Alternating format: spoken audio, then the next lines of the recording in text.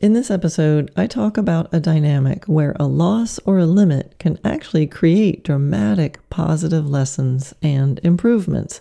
The trick is to master the dynamic so you don't have to learn the lessons the hard way. So here we go, episode 202, Imaginary Loss.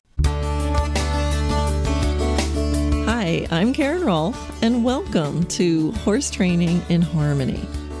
This podcast is about you making progress with your horse in a way that you both can love.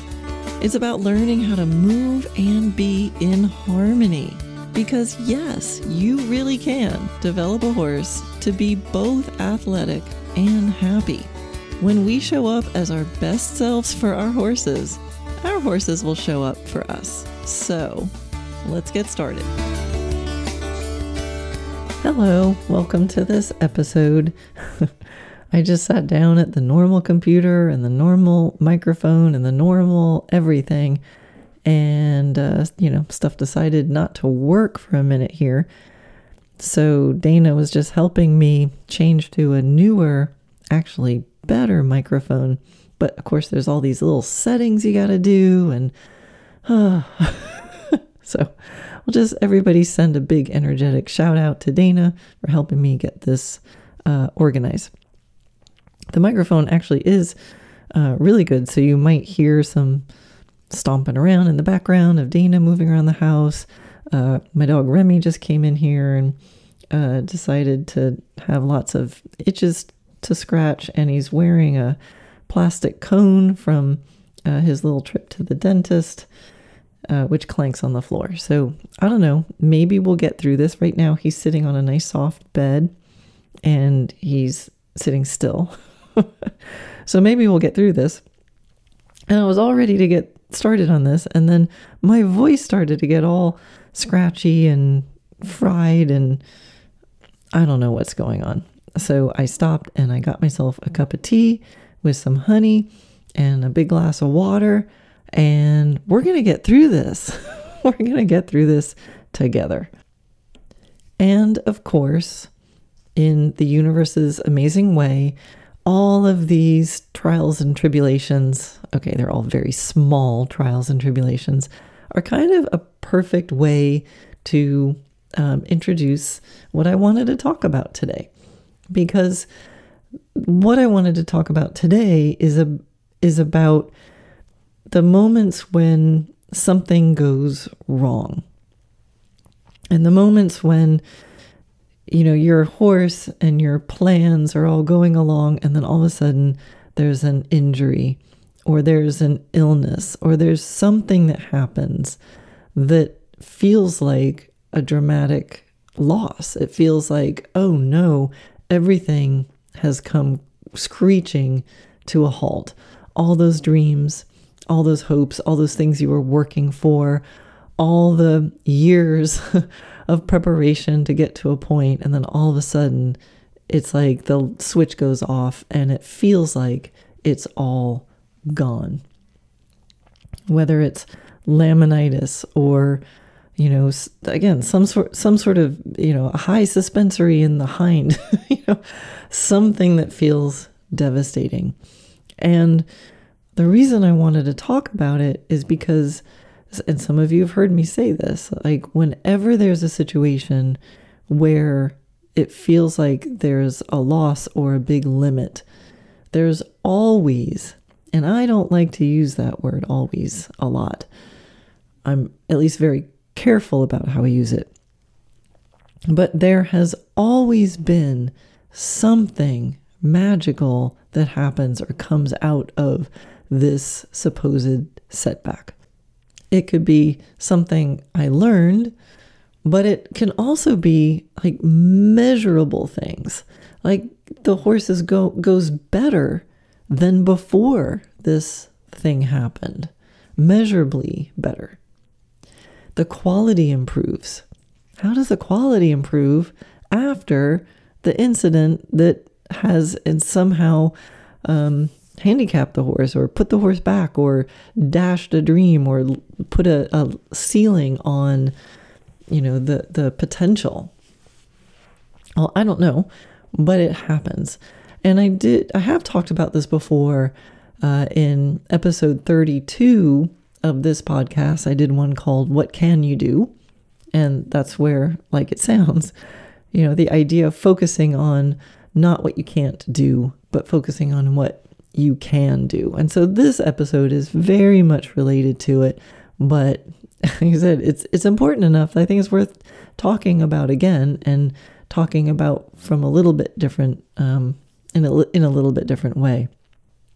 There's also a blog that I wrote called Expanded by Limits, which talks about the same thing, and exercises that I did in art class where we would have some sort of limitation, like we had to draw it upside down or only using cross hatches or something like that, and how that would increase our skills.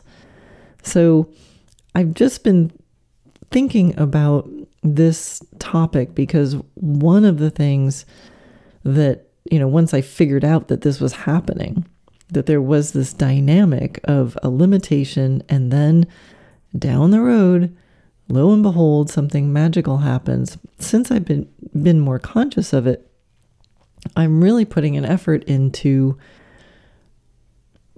pretending, right? Pretending like, well, if this devastating injury happens and then that changes my expectations, it changes my goals, it changes how I care about the horse.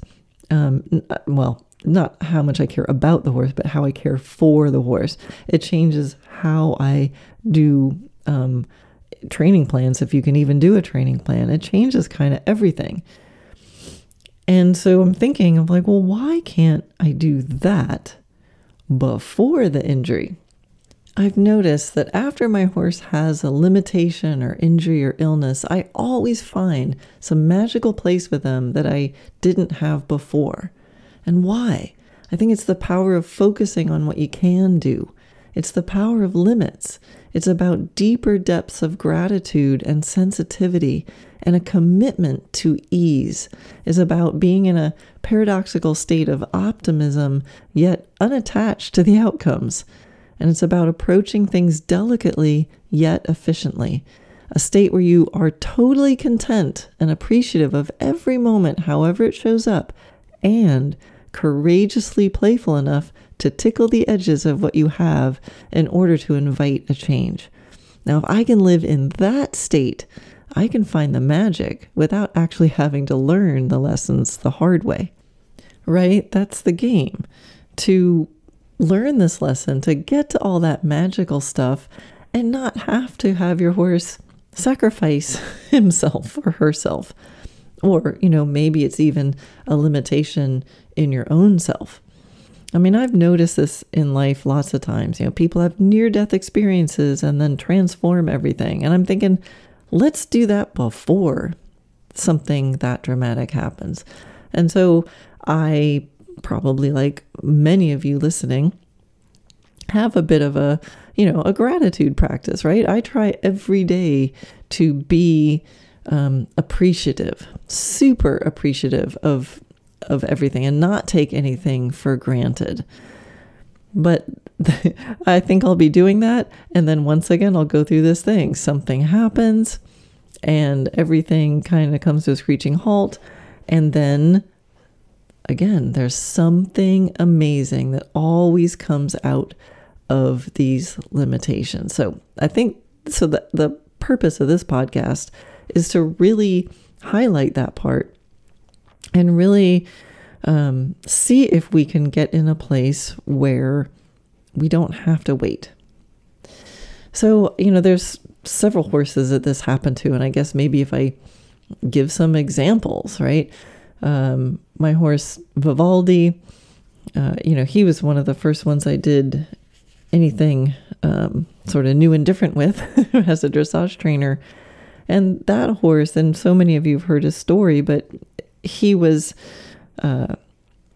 used up, he was checked out, he was physically, had been used hard and had really bad feet, and all the wonderful things that I learned from him and because of him happened after he had had so much hardship. mentally, emotionally, physically. But at that point, and I already thought I was doing a pretty good job with what I had, right? So he came to me late in his life. He came to me when he was, I think, like 12 or so as an upper level dressage horse, and I was already experienced. And then to see the moment where he was really, I thought, gonna be retired, and I had seen the x-rays of his feet, and I just had to go, okay, competition is not an option for sure, and just adjusted everything back from being, a dressage competition horse to just, hey, let's find something fun and silly for him or for us to do together. I mean, as a dressage trainer, that's pretty devastating. Like, oh no, my horse, when the vet looked at his feet, they're like, are you riding? Is this horse, they actually said, is this horse standing? When my other vet looked at the x-rays that I had gotten taken somewhere else, I'm like, yeah, I'm riding him. And then from that moment, I said, I'm not riding him anymore. That's it. We're done. That's it. We're done. Like, I've seen the x-rays. I can't imagine getting on him. He was just so stoic. So there it was, screeching to a halt. And I think of everything that transpired in what I learned about our relationship, all the things that I did differently, how I listened to him differently. I mean, I don't know if the Dressage Naturally program would be in existence if it wasn't for that moment, which should have been a devastating moment. And he went on because I changed things. I changed a lot of things with his health, but a lot of things in the way the expectations I put on him and the way I interacted with him. I ended up riding him more. He ended up giving me his best, and with more ease and more lightness and more understanding and more willingness than he did when he was more, quote unquote, in his prime. And my horse Solana, about maybe like 10 years ago, now she had a bout of laminitis. And I mean, you guys know when that happens, it's like, whoa, that's it. Like the thought in your head when that first happens is like, that's it. She's done. That's all. I just need her to like live and survive this. And, her whole world went into the stall, right? It went into this very small area, and she could barely, move around. It came on very acutely. And immediately all plans change. But day by day, you just do what you can, which wasn't much at first. Silly horse tricks, non-demanding time, keep them comfortable. Of course, doing all the health things, but, how do you keep a horse emotionally okay? How do you keep them feeling connected and have enough curiosity or interest in their day? So doing the creative things that did that. And then as she became a little bit more comfortable, I'm like, okay, we can't do much, but she can walk around in the stall now. And if she can walk around in the stall, she can go outside in the sand or wherever she was comfortable. And maybe she only feels good for a few steps, but hey, when she's standing around, what can I do with her posture? To take some of that pressure off the front feet. And, if she's going to be standing around, can we play with how she's standing around? And that's where it started, just little things. What can I do? What can I do to have her light up when she sees me? Have her have a puzzle to figure out mentally to change her posture and how she's standing. And then, wow, she's better now. She can actually go for walks. And so if we're going to walk, how can we walk? Can I gently encourage a different kind of walk? Again, what other silly horse tricks can we do? And just thinking again about what can I do within the limit for her good, right? So it wasn't about me entertaining myself. It was thinking, how can I be there for her? How can I make her life a little more interesting and a little more healthy? And as she recovered, a little bit more, a little bit more, a little bit more. And the point where I got back on her, because she recovered perfectly, But the first ride on her, she felt better, more supple, looser, lighter. Everything felt better than the last ride I had had on her when it was just a normal day training Solana. And that really got my attention. How did that happen? So it made me, well, I learned lots of stuff, but it made me, again, really adjust my training. Thinking about, like I said, that sensitivity, right? Higher sensitivity. When your horse has an issue, you're going to do everything with that higher sensitivity. Like, oop, I want to do this, but I'm going to make sure it's not hurting them. Deeper depths of gratitude. I mean, I'm always, like I said, I'm always pretty grateful, but there's always a deeper depth of appreciation. That commitment to ease. I didn't want to put any strain on her. Not one drop. Not one drop of strain. And then again, that paradoxical state of optimism, yet unattachment, right? So optimism says it's going to get better. But unattachment to the outcomes means it's okay if it doesn't. So, that's a funny thing to hold in your head. So every day, just, it wasn't about improving her posture so that I can ride her again. You know, it wasn't like a tactical strategy. It was like, well, here's something we can do. Here's something we can do. All right. So again, that another paradox. Can I be totally content? Solana, you are perfect the way you are. If I never ride you again, I'm here for you. This is it. I have to accept. I'm going to accept that I will never be able to ride you again. And really be content with that. There's a life lesson for you. Can you really, as Michael Singer says, surrender to the moment unfolding in front of you? Can you really be content? And courageously playful. Courageously playful enough to tickle the edges to invite a change. So these are some really interesting states to be in. I'm not going to give up. She's done. Put her down. I mean, I chuckled there. It's not funny. That happens. And of course, there are situations where it's much more compassionate to do that. But I'm talking about the attitude. The attitude of, well, the horse can't serve my goal, so we're going to throw the horse away in some form.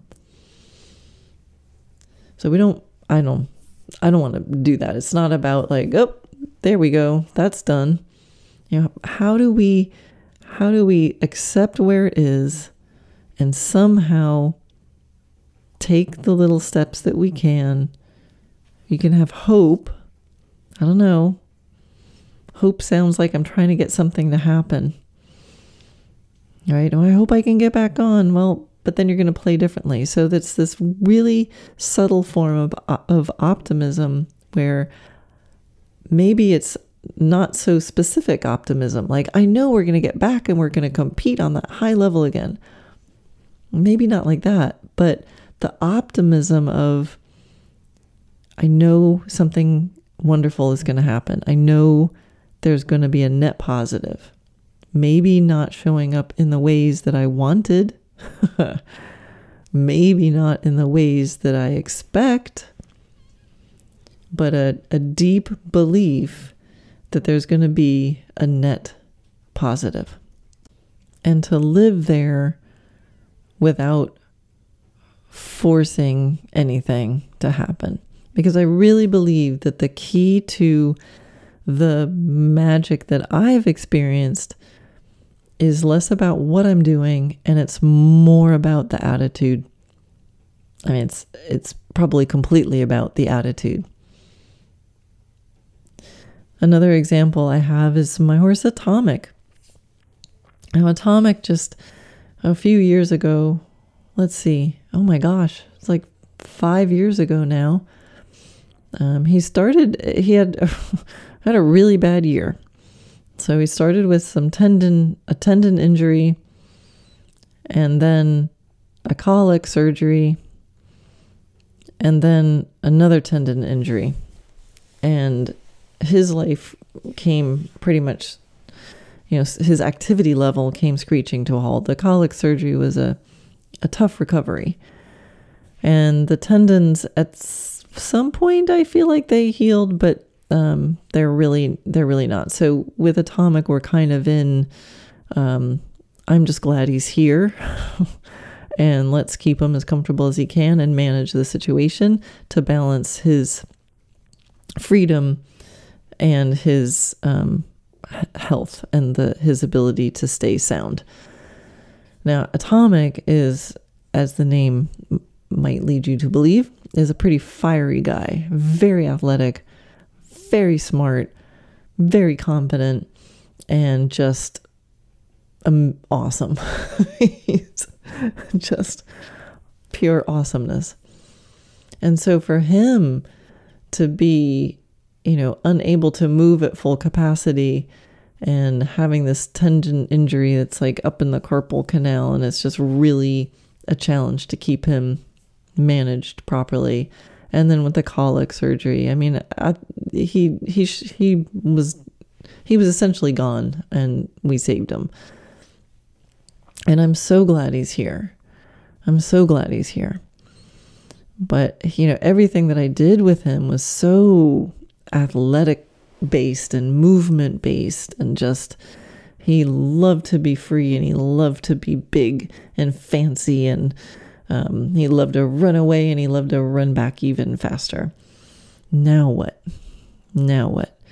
But I spent a lot of non-demanding time with him, nursing him over that year. And it changed something. We developed a connection that was just different. And I don't know if we could measure it. I don't know if I could demonstrate it to you. But man, do I feel it. It's different. The midnight barn checks on him. Where I put fancy lights in the barn just so when I went down there at 11 o'clock for his night check and hang out, I could turn on these little fancy lights in the barn, and I just stay there. Dana would be like, "What are you doing out there?" Just hanging with Atomic in a way that I never hung out with him, when he was 100%, whatever that means.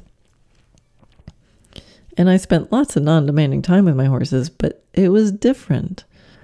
That deeper appreciation, that deeper gratitude, that higher sensitivity, that commitment to ease, the optimism with an attachment to the outcomes, the delicateness of everything that I did with him. And so, is he out running and playing like he used to? No. Every day I'm glad he's retirable. I'm happy that he's wise enough to manage himself so he can be turned out loose. Sometimes with other horses and sometimes not. And he walks around pretending he's sound. And I'm so glad he's here. And I've done other stuff with him. I mean, the horse knows how to throw, so we can play catch. And I've started teaching him how to catch also. So we're going to be able to play catch with a ball. And the other silly horse tricks that we've done together. So, this is not a do this mindset trick and why your horse will be back better than ever. It's different. Right? So when I say there's always something magical that comes from it, and sometimes they come back better than they were before, well, sometimes I think they're always better. It just might be different. And so, how do you do it? How do you create the magic before your horse has laminitis, before your horse has a devastating injury, before they have a colic surgery and almost die? How do we do it? I mean, that's a good life lesson. I mean, I actually played this game with normal life. This is going to sound, I don't know what it's going to sound, but here's something I do. Sometimes when Dana's gone, I'll sit there and I'll just imagine that I get the phone call. And yeah, it's sad. It's horribly sad. And I try to just imagine, like, what would it be like? What if I got that phone call? And then I go, but I'm not getting the phone call. And like I said, I appreciate him. I appreciate him a lot. But I kind of love the feeling of freshening up that feeling. So to have that little angel of the death on the shoulder and just remind yourself, like, this, don't take it for granted. Enjoy it. Be joyful. It's not about being depressed or pessimistic. It's just to play with that idea. Remind myself how quickly it could be gone. And so when I remember to do this with all my horses, I try to walk out each day and thinking, I'm so glad to see you. Maybe some of you listening have had the experience of waking up in the morning and going out and finding your horse gone, finding the catastrophic thing. And I'm sure you remember what that felt like. How can you not? And so can we just remember that and transfer it? Can we use that for good? Can we use that as a reminder to appreciate more deeply? And if we can do it with some joy, where we don't focus on the pain and we don't focus on the gloom and doom, but we just keep that veil thin, right? We just keep it fresh in our mind. And, I guess part of the reason for doing this podcast is to say, there is, you can use this idea tactically. It's not just a mind game. But for me, it creates this connection in myself. It creates a different connection between me and the horse, and I make different decisions from that place. And that's, I think, the key. So Michael Singer, who I know I quote a lot, he wrote the book The Untethered Soul and The Surrender Experiment. And he really emphasizes this surrendering to the moment that's unfolding in front of you. The what, Eckhart Tolle would be the what is of the moment, right? And that from there, in that place of awareness, that from there to trust, you will make the best decisions. And maybe it's different for you, but for me, that reminder of the complete surrender, I'm giving up my plans. I fully feel the tentativeness of everything. But guess what? We're still here. And we're still together. And if I can really tap into just that, because that is more important than my goals. And whatever happened yesterday, if I'm optimistic, the next day is going to be better. And from that place of that optimism and that joy and that appreciation, how will I do things differently? What choices will I make? And that, I think, is what makes all the difference. So I hope this episode doesn't come across as depressing, because it's really not meant to be that way. Okay, it's heavy, right? It's a heavy subject. But to really be in that state, to really realize fully the truth that everything can be gone in an instant. Everyone, everything we love, our own abilities or health. Maybe everybody else is there, but what if we're gone? So if you could imagine that you lost everything, you lost the horse, you lost your own health, whatever it is, and then imagine you got it back. How would you take care of it? How would you feel about it? How much love and patience would you have? So it's not about being afraid to enjoy it because it might disappear. You don't want to be afraid to enjoy it because it might disappear. We got to be courageous and playful and enjoy it while it's here. So it's not about being afraid to enjoy it. It's about imagining it's already gone and then you got it back.